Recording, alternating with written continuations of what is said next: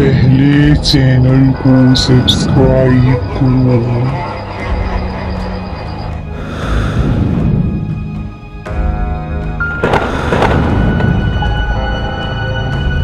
अस्सलाम वालेकुम my YouTube family, कैसे हैं आप सब लोग। उम्मीद करती हूँ बिल्कुल ठीक ठाक होंगे। तो आज मैं आप लोगों को जो कहानी सुनाने जा रही हूँ वो है मजलूम की रूह का इंतकाम पार्ट 2। अगर आप लोगों ने पार्ट 1 नहीं देखा तो इसका लिंक आपको इस वीडियो की डिस्क्रिप्शन में मिल जाएगा। तो चलें वक्त ज़ाया किए बिना चलते हैं वीडियो की तरफ।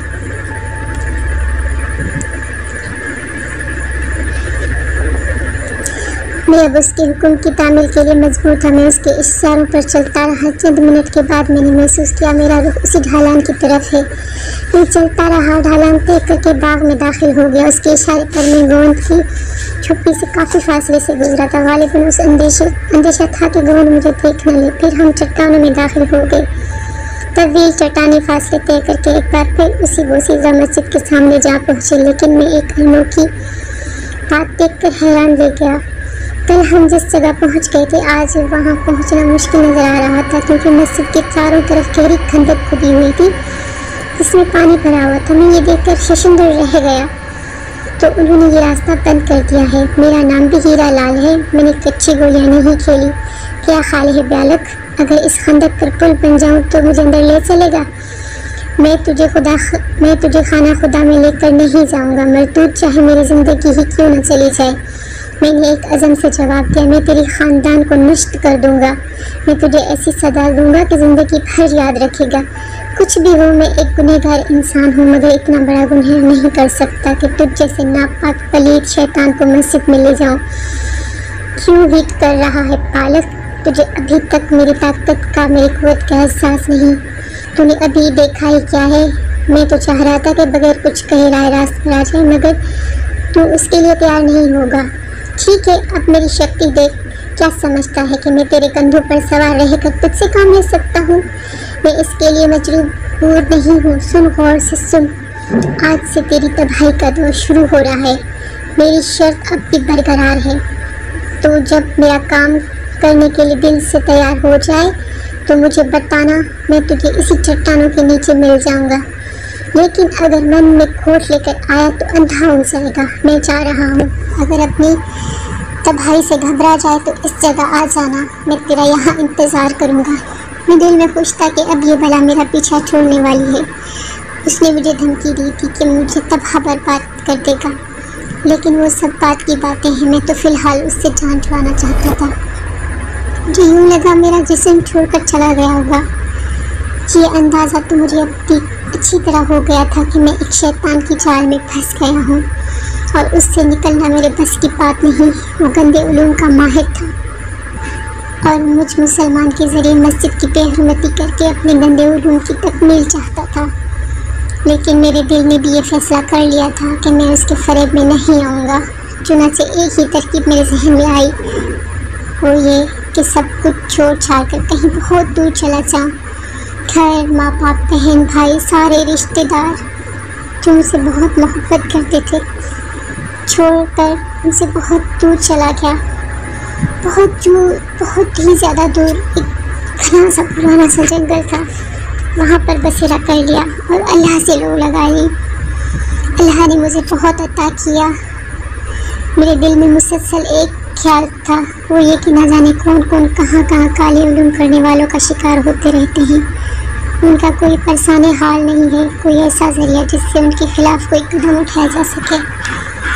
मैं उसी दौरान तन्हाइयों में बहुत से चिल्ले वजीफ़े करता रहा। मुझ पर बहुत से उलूम का द्रग होता रहा। फिर मैंने वो जगह छोड़ दी और एक बार फिर बस्तियों का रुख किया। अपने अहले ख़ानदान को मैं भूल चुका था, ना जाने उन पर क्या गुजरी। उसी दौरान हीरा लाल भी मुझ तक पहुँचने में नाकाम रहा। बस ना जाने दिल में क्या क्या उमंगें थी, लेकिन मौत कहाँ साथ छोड़ती है। उन्हीं दिनों इस इलाके में जहाँ तुम रहते हो मुकीम था कि बीमार हुआ और फिर अल्लाह की तरफ से बुलावा आ गया। मैंने आँख खोली तो अपने आप को कब्र में पाया। मैं इनमें हर तरह के लोग हैं, अच्छे बुरे, न जाने कैसे कैसे। सबकी ज़िंदगी के नाते ख़त्म करके यहाँ आ बसे हैं। हमारी एक दुनिया है जिसमें हम लोग रहते हैं। अब इस दुनिया में तेरी आमद ने मुझे बेचैन कर दिया, दूसरों को भी बेचैन कर दिया। नेमत अली हैरत से मन फाड़े ये कहानी सुन रहा था। पूरे इसरार हेला मेरे सामने, पूरे इसरार हेफला मेरे सामने बैठा हुआ था। मेरी निगाहें एक बार फिर कुतुम्बे की जानिब उठ गई और मैं उसे गौर से पढ़ने लगा। फिर मेरी एक झरझरी सी निगाह बोली, तो मैं माफ़ी चाहता हूँ कि वाकई मेरी वजह से आपको परेशानी उठानी पड़ी। मैंने उनसे माफ़ी मांगी। आइंदा इस कब्रिस्तान में नहीं आऊँगा। नहीं, अब ऐसी बात भी नहीं है। तेरा किरदार बुरा तो नहीं, अलबत्ता मैं अगर तुझे एक पेशकश करूँ तो तू क्या उसे कबूल करेगा? क्यों नहीं? आप मेरे लिए उस्ताद मोहतरम की हैसियत रखते हैं। शायद आपको मेरे बारे में इल्म नहीं। हाँ, इल्म है, लेकिन फिर भी तू मुझे अपने बारे में मुख्तसर तौर पर बता। नेमत अली अपने हालात बताने लगा तो वही आवाज़ सुनाई दी। तो फिर मैं तुझे एक पेशकश करता हूँ। ज़िंदगी में जैसा कि मैंने तुमसे कहा, बहुत से लोग जाने कैसे कैसे मसाइल का शिकार होते हैं। वो तरस रहे होते हैं कि उन्हें कोई सच्चा और नेक लोग मिल जाए। उनसे ज़िंदगी छीन ली काले इल्म वाले लोगों ने। अगर तू चाहे तो तू मेरा साथ दे सकता है। ताकत मेरी, जिस्म तेरा। और थोड़ी देर के लिए खामोशी छा गई। इस बारे में मैं सोचूंगा। हम तरीका भी तय कर लेंगे। ठीक है, मैं चलता हूँ। मैं भी तेरे साथ चल रहा हूँ। तेरे करीब तो नहीं रह सकता, लेकिन जब भी तू मुझे उस्ताद मोहतरम कहकर आवाज़ देगा, मैं तेरे पास आ जाऊँगा। उसके बाद हम आगे के सारे मामला तय कर लेंगे। बड़ी दिलचस्प और अच्छी पेशकश थी। नेमत अली के जहन में ना जाने कैसे कैसे ख्यालात आने लगे। बहरहाल उसके बाद वो कब्रिस्तान से उठकर घर की जानिब चल पड़ा।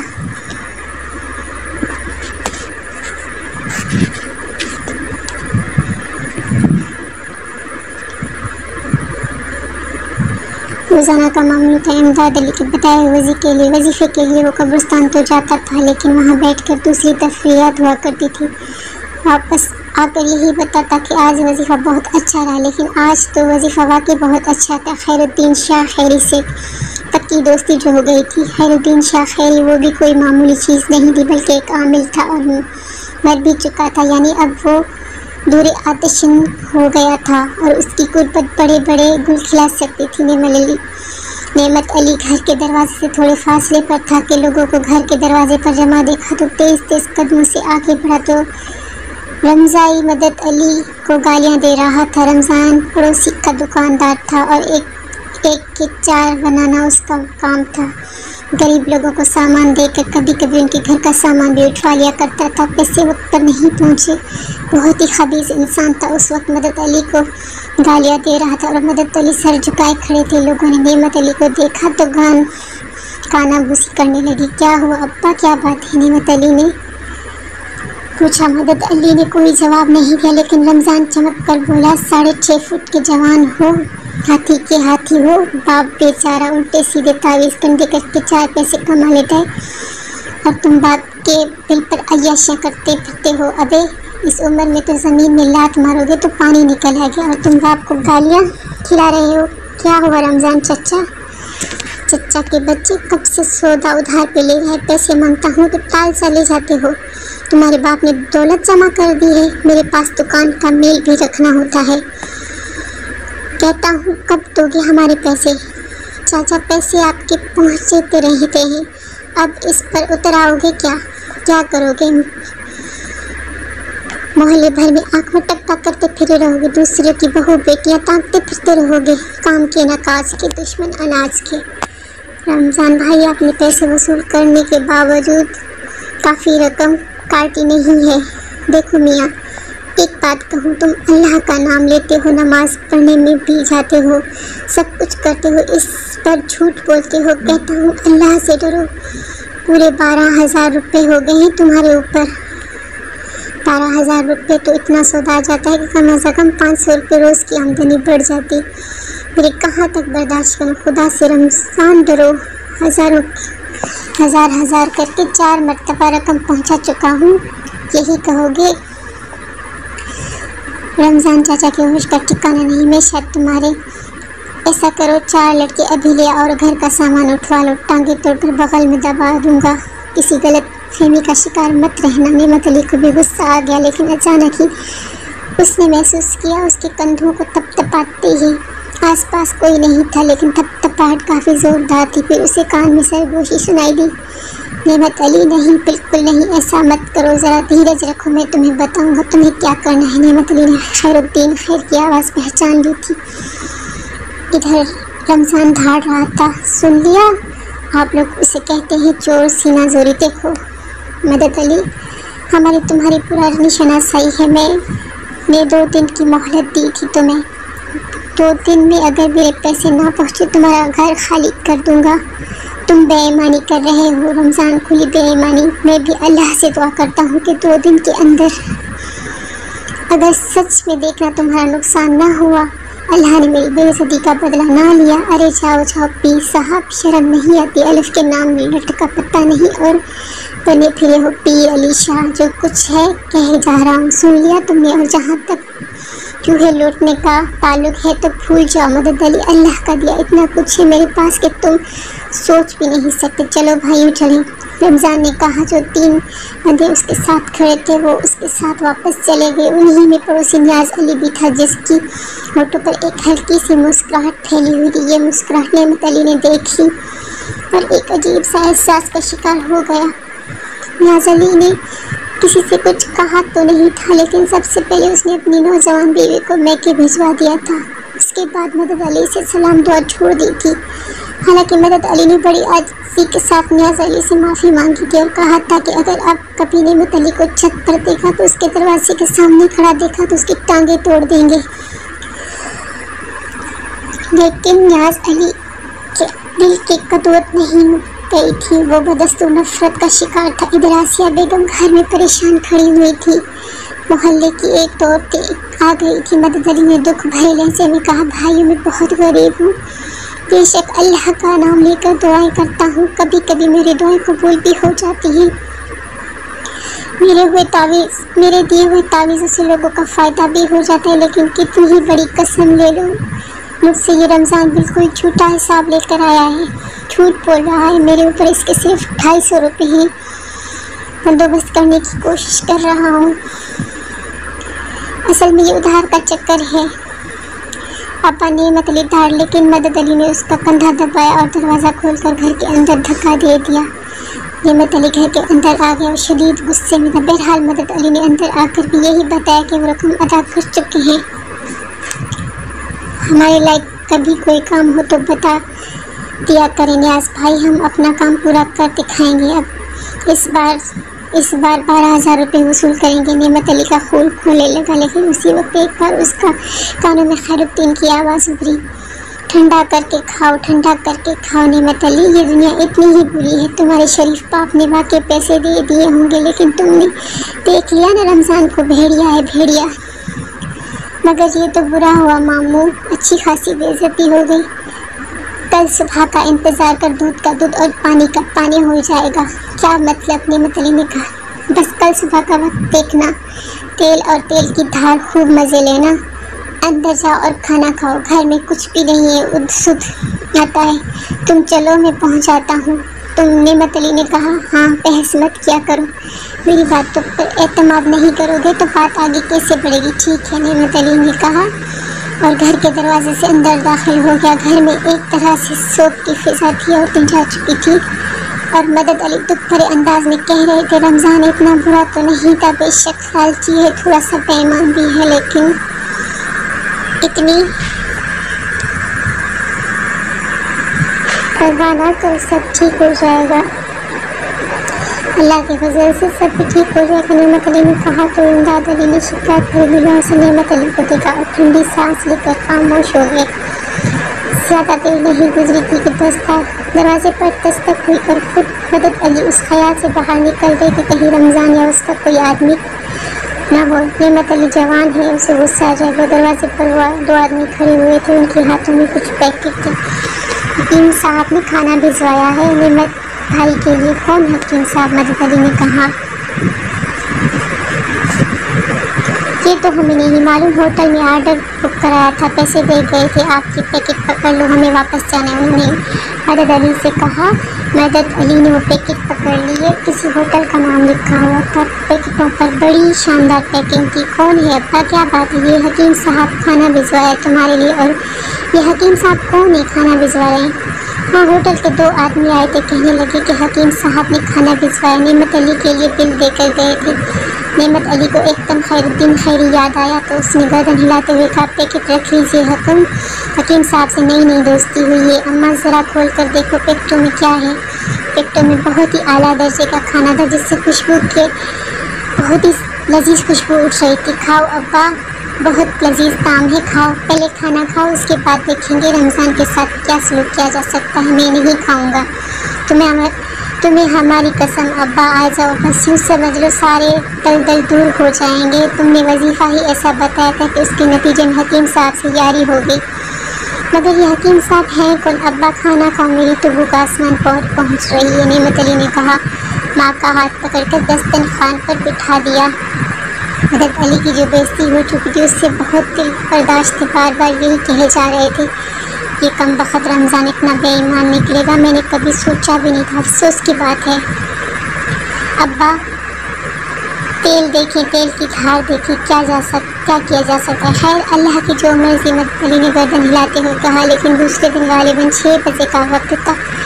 مدد علی بدستور نمازیں وغیرہ سے فارغ ہو کر مناجات پڑھ رہے تھے اور نعمت علی کروٹیں بدل رہا تھا۔ اچانک محلے میں شور کی آوازیں سنائی دینے لگی، کان شور پڑا، یوں لگ رہا تھا جیسے تمام محلے میں آگ لگ گئی۔ الہی خیر، ذرا دیکھنا جی کیا ہوگا۔ اللہ خیر کرے، آسیہ بیگم نے مدد علی سے کہا تو مدد علی حیران پریشان گھر کا دروازہ کھول کر باہر نکلے۔ آس پڑوس سے لوگ اپنے گھروں سے باہر نکل رہے تھے، چیخ پکار تھی۔ تھوڑے ہی فاصلے پر رمضان پنساری کی دکان تھی، لیکن اس وقت دکان پر جو منظر تھا وہ ناقابل یقین تھا۔ ہزاروں چوہے دکان سے نکل کر باہر بھاگ رہے تھے اور جدھر بند اٹھ رہا تھا ادھر بھاگ رہے تھے، لیکن لوگوں نے ایک بھی عجیب غریب منظر دیکھا۔ ان میں سے ایک بھی چوہا مدد علی کے گھر کے دروازے پر نہیں آیا، جبکہ پاس پڑوس کے سارے مکانات میں چوہے رمضان کی دکان سے نکل کر گھس رہے تھے۔ جس گھر میں بھی چوہے گھسے وہاں سے عورتیں اور بچوں کی چیخنے کی آوازیں سنائی دیتی۔ خود رمضان بندروں کی طرح اچھل رہا تھا، اپنی دکان میں جھانکنے کی کوشش کر رہا تھا جہاں سے چوہے باہر نکل رہے تھے۔ اچانک ہی اسے دھاڑ ہوئی، ارے یہ کیا ہو گیا، ہاں یہ کیا ہو گیا۔ وہاں موجود لوگوں نے بھی رمضان کی دکان میں جھانکا۔ دکان میں موجود ہر چیز کو چوہے چٹ کر چکے تھے، آٹے کی دالوں کی بوریاں پھٹی پڑی تھی اور کسی چیز کا ایک دانہ بھی باہر نہیں پڑا تھا۔ چوہوں نے بڑی صفائی سے ہر چیز کھائی تھی، چینی، گڑ، دالیں، چاول، یہاں تک کہ مرچ، دھنیا، مختلف چیزوں کے ڈبے بھی خالی کر دیے تھے۔ دکان میں لاکھوں روپے کا سامان تھا جو چوہے ہڑپ کر گئے تھے۔ رمضان پھوٹ پھوٹ کر رونے لگا، ارے یہ کیا ہو گیا، ارے یہ کیا ہو گیا۔ اس وقت رمضان کے گھر سے بھی آوازیں آ رہی تھی، چیخ پکار کی۔ اس کی بیوی بچے گھر چھوڑ کر باہر نکل گئے تھے۔ رمضان کی بیوی چیخ رہی تھی، سب کھا گئے، اللہ قسم سب کھا گئے۔ الماریاں کپڑوں سے خالی ہو گئی، سارے گھر چتھر بکھرے گئے، باورچی خانے میں کھانے پینے کی کوئی چیز باقی نہ رہی۔ بچے ارے سب کچھ چٹ ہو گیا، ہر چیز کھا گئے، ہم فقیر ہو گئے۔ رمضان کا رو رو کر برا حال ہو رہا تھا۔ دکان کے حالات واقعی قابل غور تھے، کیا مزال کہ دکان میں کوئی چیز بچی ہو۔ چوہے تھے کہ جن تھے، یوں لگ رہا تھا جیسے چوہوں کا طوفان آیا، ادھر ادھر بھاگ رہے تھے، لوگوں کے گھروں میں گھس رہے تھے۔ رمضان کے گھر یا دکان کے علاوہ چوہوں نے کسی کے گھر میں کوئی نقصان نہیں پہنچا۔ ارے ایک بات بتاؤں میں تم لوگوں کو، پتہ ہے کل مدد علی نے کیا کہا تھا؟ کیا انہوں نے کہا تھا، رمضان اگر تم جھوٹ بول رہا ہے تو تیری دکان میں چوہے لوٹیں گے، کہا تھا نا، یاد ہے نا لوگوں کو؟ ارے ہاں یاد ہے، لوگ ہو گیا کام۔ ارے وہی کہتے ہیں نا، گھر کی مرغی دال برابر۔ مدد علی شاہ کو لوگ ایسے ہی ڈھونگیا سمجھتے ہیں، کہتے ہیں انہیں کچھ نہیں آتا جاتا۔ اب دیکھ لیا بھائیوں، دیکھ لیا تم نے اپنی آنکھوں سے کہ مدد علی شاہ کیا ہے؟ کسی نے انہیں سمجھنے کی کوشش ہی نہیں کی۔ ارے اللہ والے ایسے ہی ہوتے ہیں، دنیا کو فیض پہنچاتے ہیں اور خود تکلیفیں اٹھاتے ہیں۔ اولاد کی قسم صرف 250 روپے ہیں، ان پر کچھ نہیں ہے۔ نہیں بھائیو، معافی چاہتا ہوں، معاف کر دے پلیز جی، معاف کر دے، معاف کر دے، اللہ واسطہ میں مر چکا ہوں، سب کچھ تباہ برباد ہو گیا، لالچ میں آ گیا تھا، مجھے معاف کر دے، مجھے کیا پتا تھا میرے ساتھ ایسا ہو جائے گا۔ भाग गया कमीना कहीं का, मुझे मरवा गया। मगर कोई ऐसी बात नहीं, लालच का नतीजा तो बुराई होता है ना, बुराई होता है। उसके कहने पर हम ये झूठ बोला। माफ़ कर दो पीर मदद अली, माफ़ कर दो। रमज़ान आया और घुटनों के बल बैठ कर मदद अली के पैरों में सिर रख दिया। अरे अरे क्यों गुनहगार कर रहे हो रमज़ान, क्यों गुनहगार कर रहे हो? बुरा किया था परसों, हमें माफ़ कर दो, हमें माफ़ कर दो पीर साहब, हमें माफ़ कर दो। यार अब मैं तुम्हें क्या जवाब दूँ? थोड़ी देर के लिए चुप हो जा मामू, नेमत अली ने कहा। उसे हल्की सी हंसी सुनाई दी। नेमत समझ गया जो कुछ किया खैरुद्दीन शाही ने किया है। बहरहाल दोपहर तक मोहल्ले भर में खूब हंगामा रहा। लोग अपने घरों में आकर मदद अली शाह के बारे में बातें कर रहे थे। उनकी अल्फाज उस तरह के थे, वही तो हमने कहा था ना, जितने बुजुर्गों से सुनो यही पता चलता है कि जो अल्लाह वाले होते हैं, जिनकी अल्लाह सुनता है, वो हमेशा तकलीफ़ में रहता है। मदद अली शाह ने हमारे सामने पूरी ज़िंदगी तकलीफ़ों में गुजारी। अब देख तुम, रमज़ान उन पर इल्ज़ाम लगा तो बर्दाश्त नहीं करते और रमज़ान का खाना ख़राब हो गया। अल्लाह वाला तो नहीं, अल्लाह का बंदा हूँ, उसका ग़ुलाम हूँ मैं, उस नाचीज़ का गुनहगार बंदा हूँ मैं। उसने मेरी इज़्ज़त रखी। रमज़ान वाकई इल्ज़ाम लगा रहा था। आसिया बेगम आप जानती हैं, सिर्फ इतना ही उधार लिया करता हूँ जितना अदा कर सकूँ। हमेशा ऐसा ही किया है मैंने। नियाज़ अली ने बहका दिया था रमज़ान को, उसने झूठ बोला, सज़ा पाई। मुझे बहुत अफसोस है, बेचारे की दुकान खाली हो गई, घर कपड़े सब बर्बाद हो गया। नहीं मामू ऐसा ना करो, असल में अब्बा अम्मा ज़रा मुख्तलिफ किस्म के आदमी खाएंगे, नहीं तो सोचेंगे आखिर ये कौन हकीम साहब है जो इतनी मेहरबानी करते। ये मत करो मामू, कुछ और सोचते हैं, घर के हालात ठीक हो जाए। तुम फिक्र क्यों करते हो? रोज़ाना जब सुबह उठा करो तो तकिए के नीचे हाथ डालकर रकम निकाल दिया करो और याद रखो दिया करोगे। कितने रुपए रोज़ का खर्चा होगा तुम्हारा? 200, 400 रुपये, 500 रुपये, 100 का एक नोट रख दिया करूँगा। मामू ये तो तुमने मेरी पुश्तों पर एहसान करोगे। अब्बा के तमाम दिलदार हो जाएंगे। बस फिर वो क्या बात है, कह दो कि जो तुमने वजीफ़ा पढ़ा था कामयाब हो गया। ये रकम उस वजीफ़े के नतीजे में आ रही है, ठीक है? तो फिर निकाल लो जाकर आज की रकम तकिए के नीचे से, खैरुद्दीन ने कहा। और तकिए के नीचे नेमत अली को 500 रुपये का नोट मिल गया। वो खुशी खुशी बाप के पास पहुंचा और बोला, अब्बा तुम्हें अल्लाह इज़्ज़त दे और ज़िंदगी दे लंबी। मेरी अम्मा ये लो 500 रुपये घर के खाने पकाने के लिए। 500 रुपये? मदद अली का मन हैरत से खुल गया। हाँ अब्बा, तुमने सचमुच ज़िंदगी बड़ी सादगी से गुजारी है। ये तो बिल्कुल नहीं कहूँगा कि तुमने 23 घंटों का काम आता नहीं, लेकिन जो वजीफ़ा तुमने मुझे बताया था वो बड़ा कारआमद था। अब तो आधा भी नहीं हुआ कि ऐब से मेरी 500 रुपये की इमदाद हो गई है। क्या कह रहे हो? इस वजीफ़े में तो कोई ऐसी बात नहीं थी, मदद अली ने कहा। तुम्हें मालूम ही नहीं होगा अब्बा, मैं क्या कह सकता हूँ। बहरहाल 500 रुपये का नोट आसिया बेगम के हवाले कर दिया। आसिया बेगम का खुशी का ठिकाना न था। अरे सोचो तो सही, 500 रुपये रोज़ मिलेंगे, हमारे तो सारे दुख दूर हो जाएंगे। बस जो कुछ भी होता है वक्त पर हो जाता है। मेरा तो वहम गुमान भी नहीं था। फिर मदद अली को कहते कहते रुक हो गया, लेकिन जो उनके बारे में कहना था न जाने कहाँ से निकल पड़े थे। मदद अली बेचारा बड़ी कसम परसी में ज़िंदगी गुजार चुका था। उस्ताद मोहतरम मौजूद हूँ। क्या बात है उस्ताद मोहतरम, हमें आइंदा क्या करना है ये मालूम करना है। कुछ लम्हे खामोश रहे। फिर खैरुद्दीन ने कहा, जैसा कि मेरे और तेरे दरमियान पहले ही बात तय हो चुकी है, मेरी जो आरज़ुएं तशना है उनकी तकमील में तू मेरी मदद करेगा। मैं तेरे घर के मामलात से तो मुतमईन हो गया हूँ ना। ऐसा वैसा शाहजी, आपने मेरी और मेरे बाप की जो इज़्ज़त बढ़ाई है उसके लिए आपका बहुत शुक्रगुजार। चल तो खुश है तो मैं भी खुश हूँ। तुझे सच बता रहा हूँ, इस दुनिया में ऐसे ऐसे दुखी लोग पड़े हैं जिनके दुखों को सुनकर बस यूँ समझ लो कि आंखों से आंसू नहीं रुकते।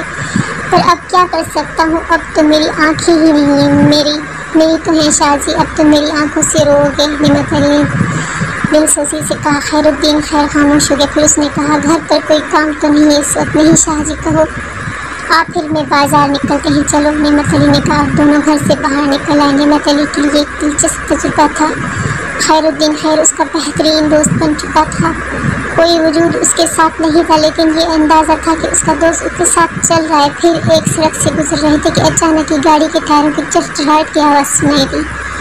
नेमत अली ठिठक कर रह गया। वो एक कार थी जो नौजवान को टक्कर मारती हुई चली गई। नौजवान बहुत ऊंचा उछलकर नीचे गिरा था।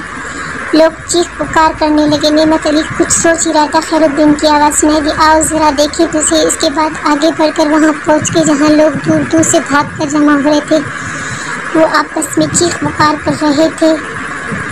कार नंबर नोट कर लिया? नहीं, किसी ने भी नोट नहीं किया। निकल गया कमबख्त। अरे उसे तो देखो। नेमत अली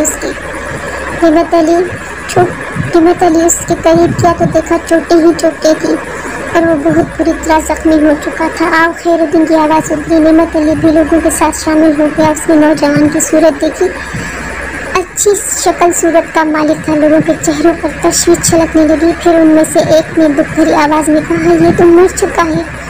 नेमत अली को काफ़ी दुख हुआ। हालांकि उस नौजवान से उसका कोई राब्ता नहीं था, लेकिन एक इंसान होने की हैसियत उसके दिल में दुख के आसार पैदा हो गए। वो लोग एक दूसरे से बातें कर रहे थे। डॉक्टरों में से एक ने कहा, हादसा कहाँ हुआ है? आप बराह करम ज़रा थोड़ी सी तफसीलात बता दीजिए। 2 अफराद डॉक्टरों की ब्रीफ करने लगे और उसके बाद आम कार्रवाई होने लगी। कुछ लोग चले गए थे, कुछ वहीं मौजूद थे। पुलिस को बुलाया गया। एक पुलिस ऑफिसर नौजवान के लिबास की तलाशी ली। उसकी जेब में एक पर्स था, लेकिन बिल्कुल खाली पर्स। उसमें शनाख्ती कार्ड मौजूद था। उसके अलावा वो एक खत भी था जो किसी ने उसकी नौकरी के लिए अपने दोस्त को लिखा था। जिस शख्स ने ये रुपया लिखा था उसने अपना फ़ोन नंबर भी दिया था। नौजवान के शनाख्ती कार्ड से उसके घर का पता भी चला था और बाद मज़ीद छानबीन होने लगी। आप कौन हैं? एक डॉक्टर ने नेमत अली से सवाल किया। मैं भी राहगीर हूँ। बराए करम आप चाहें, ये मर चुका है। कार्रवाई पुलिस खुद करेगी। ठीक है, नेमत अली बोला और वापसी के लिए मुड़ गया। तुम इस शनाख्ती कार्ड पर इस लड़के के घर का पता वगैरह देखो। मगर शनाख्ती कार्ड ये लो, एक कार्ड हो। मैं तैरता हूँ नेमत अली के पास पहुँच गया। नेमत अली समझ गया कि ये खैरुद्दीन का काम है। उसके लिए कार्ड हासिल करने में कौन सा मुश्किल काम हो सकता है। इतना से उसने कार्ड लेकर पता देखा जिस पर नौजवान का नाम, तहसील वगैरह थी। नौजवान का नाम मोहसिन अली था। उसके साथ उसके घर का पता भी लिखा हुआ था। बस ठीक है, लेकिन हम वहाँ जाकर क्या करेंगे? नेमत अली ने कहा, यार अब ये सवाल कर रहे हैं, हम किस लिए यहाँ आए? किसी तरह हम एक शख्सियत मिल गई है। देखते ठीक कह रहे हो, नेमत अली जल्दी से बोला। और उसके बाद उसने कहा, सवाल ये पैदा होता है कि यार बहुत सारे सवाल तुम एक साथ कर डालती हो। ठीक है, चलते हैं। ये कहकर वो वहाँ से आगे फिर जिसका मोहल्ले का पता शनाख्ती कार्ड में लिखा हुआ था। वो एक सादा सी आबादी थी। छोटे छोटे घर चार तरफ बिखरे हुए थे। एक मकान के दरवाजे पर वो नंबर लिखा हुआ था जो शनाख्ती कार्ड पर लिखा हुआ था। चुनांचे ये लोग अंदर पहुँच गए और अंदर उन्होंने एक उम्र रसीदा खातून को देखा जो बिस्तर पर लेटी हुई थी। गालिबन वो बीमार थी। उसके साथ साथ एक नौजवान और खूबसूरत लड़की भी थी जो बावर्ची खाने में गीली लकड़ियाँ जलाने की कोशिश कर रही थी। बहुत पुराना खस्ता हाल घर था। उस्ताद मोहतरम, हाँ अंदर कैसे आए? मेरे साथ कोई अमल भी करो। उस वक्त मैं तुम्हारे वजूद में दाखिल हो चुका हूँ। मेरा अपना कोई वजूद नहीं, मगर एक बात बताएं उस्ताद मोहतरम, वैसे तो आप किसी हवेली की शक्ल में मेरे साथ होते हैं। हाँ, दुरुस्त सवाल है तुम्हारा। गालिबन तुम ये पूछना चाहते हो, अगर ज़िंदगी से भी दूर हो गए हूँ तब भी मेरी इस्तीफ़ानी ढांचा तुम्हारी आंखों के सामने आना चाहिए। लेकिन मैं तुम्हें बता चुका हूँ कि मैं ज़िंदगी में पुरअसरार उलूम सीखे हैं। बहुत से उलूम मेरे अब भी काम आ सकते हैं। उस वक्त उस नौजवान को मौत का दुख उसके दिल दिमाग पर सवार था, लेकिन ये सुनकर उस वक्त नजर न आने वाला इंसान बना हुआ है। उसे एक अजीब सा एहसास हुआ। थोड़ी ही देर गुजरी थी कि पुलिस के 2 जवान वहाँ पहुँच गए। किसी ने दस्तक दी तो बावर्ची खाने से लकड़ियाँ सुलगाने की नाकाम कोशिश करने वाली लड़की, जिसका चेहरा धुएं से जर्द हो गया था, बावर्ची खाने के दरवाजे से बाहर निकली। उसने बावर्ची खाने का दरवाज़ा खोलकर सामने देखा। पुलिस वाले को देखकर बदहवास हो गई। मोहसिन अली उस घर में रहते हैं? जी बीबी, आपको अस्पताल चलना होगा। मोहसिन अली का एक्सीडेंट हुआ है, उसे बहुत चोटें हैं। कौन है? नायला अम्मा। अस्पताल से कोई आदमी आया है, पुलिस वाले कह रहे हैं भाई को चोटें लगी हैं। दूसरे लम्हे उम्र रसीदा दरवाजे पर आ गई और फिर उन्होंने पुलिस वालों से बहुत से सवालात किए। पुलिस वाले नरम दिल और रहम दिल थे। उन्होंने बड़ी तसल्ली से बुजुर्ग खातून को उनके बेटे के बारे में बताया जिसे चोटें लग गई थी। गालिबन अस्पताल से मना कर दिया गया था कि फ़ौरन किसी को मौत की इत्तला ना दी जाए। हाय मेरे अल्लाह, अब क्या होगा? उनके साथ अस्पताल चली जाओ। इलियास मामू गालिबन पड़ोसी थे नायला के घर। आओ बेटा, मैं तुम्हें लेकर चलता हूँ। ہم چلتے ہیں آپ کے ساتھ۔ 1 منٹ رکو، وہ اسپتال جا کر صورتحال تو پتہ چلا ہی لیں گے، اس کے بعد اس گھر آنے پر مقام کے پہاڑ ٹوٹیں گے۔ ہم نے فیصلہ کیا تھا کہ کسی دکھی انسان کو دیکھیں گے، وہاں اس کے لیے جو کچھ بھی کر سکیں گے کوشش کریں گے۔ بہرحال پڑوس کی کچھ عورتیں اس گھر میں آ گئی، ان کی تعداد 5 کے قریب تھی۔ پھر وہی باتیں شروع ہو گئی جن کی توقع کی جا سکتی تھی۔ نعمت علی اور خیر الدین خیری کو محسن علی کے گھرانے کے بارے میں معلومات حاصل ہو رہی تھی۔ بہت بدزدہ گھرانہ تھا۔ محسن علی کئی سال سے بے روزگار تھا، نوکری نہیں مل رہی تھی، ماں اور بہن کی کفالت کے لیے اب اس کے پاس کچھ بھی نہیں رہا تھا۔ محسن علی کی والدہ بیمار تھی، لیکن اس وقت وہ دونوں ہاتھوں سے سینہ پکڑے ہوئے ایک ہی دعا کر رہی تھی، الہی میری مدد کر، میرے بچے کی زندگی دے دے، تندرستی دے دے۔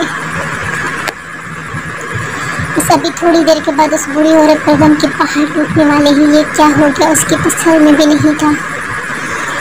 اسپتال کی کارروائیوں میں ظاہر مرنے والے کی ایک بہن اور ایک نوجوان لڑکی جو خالص گھریلو لڑکی تھی کیا کر سکتی تھی، چنانچہ محلے کے ایک صاحب نائلہ کو گھر واپس لے آئے۔ لاش ملنے ہی میں ابھی تھوڑی دیر باقی تھی، پڑوس کے لوگ ضروری کارروائیاں کر رہے تھے۔ پھر اس وقت دن کے تقریباً 2:45 بجے تھے جب لاش اسپتال سے لائی گئی۔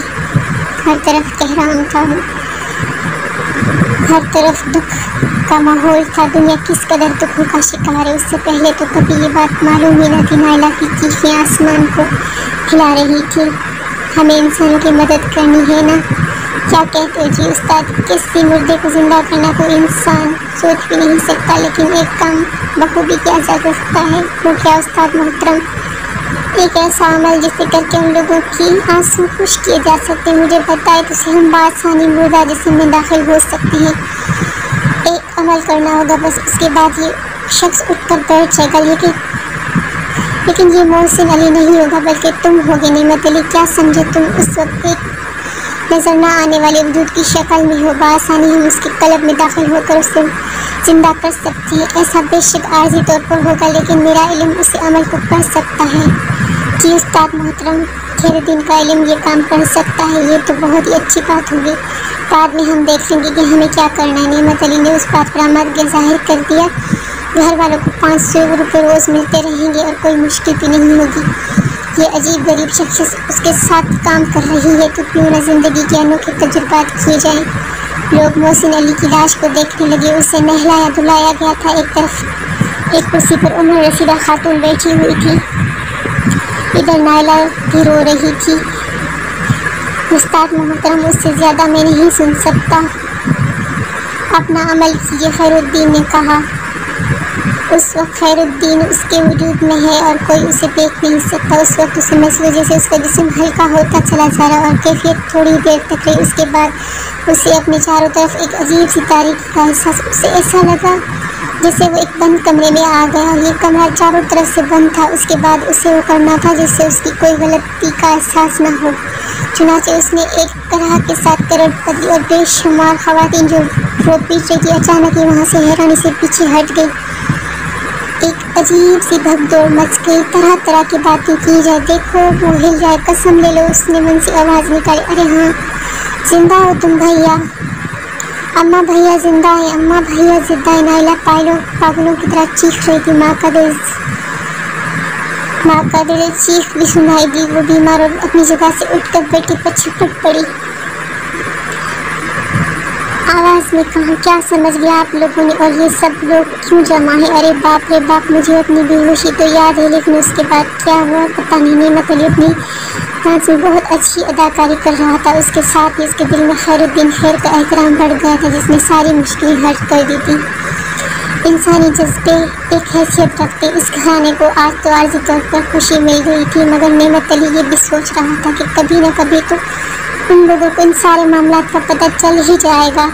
پھر رات کا کھانا کھایا گیا، اس کے بعد آرام کی چھانی گئی، تھوڑی بہت تفصیلات بتائی گئی، پھر سب کے سب سونے چلے گئے۔ نائلہ بھائی پر نثار جا رہی تھی، یہ تمام ساری چیزیں بڑی حیثیت رکھتی تھی۔ رات کو جب خود نعمت علی سونے کے لیے گیا تو اس نے بڑے احترام کے ساتھ آواز دی، استاد محترم کیا حکم ہے؟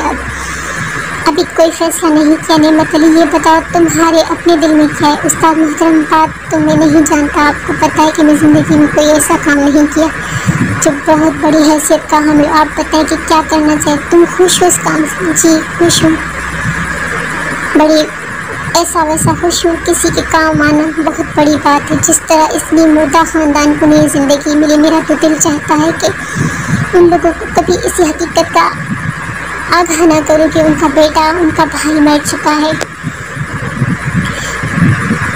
ہاں لیکن بہرحال اس کے قلب سے نکل کر جانا ہوگا، بہت زیادہ وقت تو نہیں دیا جا سکتا۔ خیر الدین خیری نے کچھ سوچا جائے، نعمت علی بولا، اور بہت دیر تک خاموشی تاری رہی۔ پھر اچانک ہی نعمت علی چونک کر کہا، ایک بات تو بتائیں ماموں۔ ہاں بولو کیا؟